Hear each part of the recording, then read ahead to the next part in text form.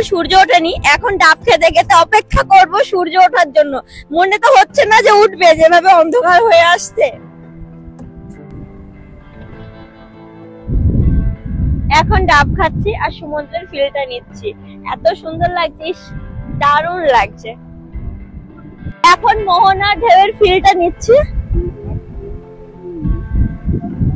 আর যাবো না বাবা, অনেকটা চলে এসেছি আমি ফিল নিতে নিতে। ছোট কাঁকড়া, ইস কোথায় ধরবো, ধরবো ছোট কাঁকড়া দেখো। আমি যে বোতল নিয়ে আসতাম না, বোতলে করে নিয়ে যেতাম ছোট কাঁকড়া গুলো ধরে।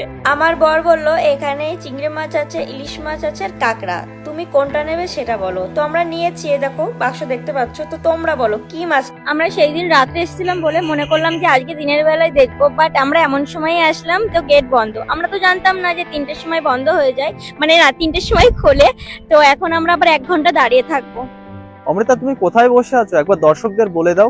আমি বসে আছি জগন্নাথ মন্দিরের সামনে, একটা পার্ক আছে, ওখানে বসে আছি। কারণ হচ্ছে 3টের সময় মন্দির খুলবে, তো আমরা অনেকক্ষণ আগে এসে মনে করছিলাম কোথায় বসবো, তারপর দেখছি এত সুন্দর একটা পার্ক বানিয়ে রেখেছে এবং সেখানেই বসে আছি। একটু দেখিয়ে দাও।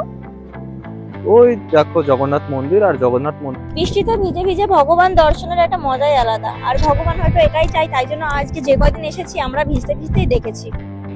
তো ফাইনালি আমরা চলে এসেছি দিনের বেলাতে জগন্নাথ মন্দির দেখাতে তোমাদেরকেও, এবং আমরাও দর্শন করতে এসেছি। আমরা এখন বসে আছি জগন্নাথ মন্দিরের সামনে, যে পদ্ম পাড়টা আছে ওখানে নামতে দেয় না, বাট আমরা একটু নেমেছি, তো এখনো কিছু বলেনি, দেখি কি বলে। তো দেখিয়ে দাও একটু। কথা বলছি শোনো, যে এখানে না যাই হোক না কেন পদ্ম পাতাটা কিন্তু বেশি। হ্যাঁ, এখানে দেখছি তো যেখানেই যাচ্ছি পদ্ম পাতা। বেশ ভালো লাগছে বলো, বেশ ভালো লাগছে দেখতে, খুব ভালো লাগছে। হ্যাঁ, আর ওই যে এগুলো কি ক্যাকটাস গাছ, সেগুলো তো বলতে পারলাম না জলের মধ্যে। তোমরা কি জানো ওগুলো কি গাছ? জানলে অবশ্যই কমেন্ট করো।